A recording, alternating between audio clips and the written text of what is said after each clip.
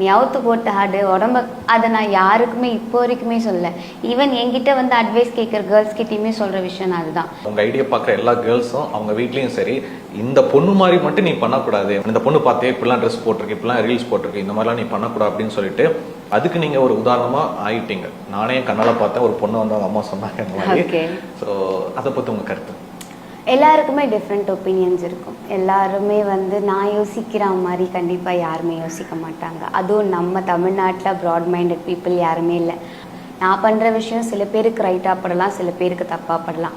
என்னோட இன்டென்ஷன் இதில் இருக்கிறது என்னென்னா, எனக்கு ஒரு விஷயம் பிடிச்சிருக்கு, நான் அதை பண்ணுறேன். நான் வந்து உடம்பை காமிங்க, எனக்கு என் உடம்பை எக்ஸ்ப்ளோர் பண்ண பிடிச்சது.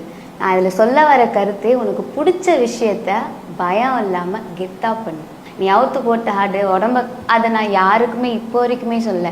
ஈவன் என்கிட்ட வந்து அட்வைஸ் கேட்குற கேர்ள்ஸ் கிட்டயுமே சொல்கிற விஷயம் அதுதான். எனக்கு இந்த மாதிரி மாடலிங் பண்ண பிடிச்சிருக்கு அப்படின்னா நான் கேட்ட ஒரே விஷயம், ஏர்னிங்காக பண்ணுறியா, உனக்கு பிடிச்சி பண்ணுறியா? அவங்க வந்து ஏர்னிங்காக பண்ணுறேன். ஏர்னிங்காக சத்தியமாக பண்ணாரு.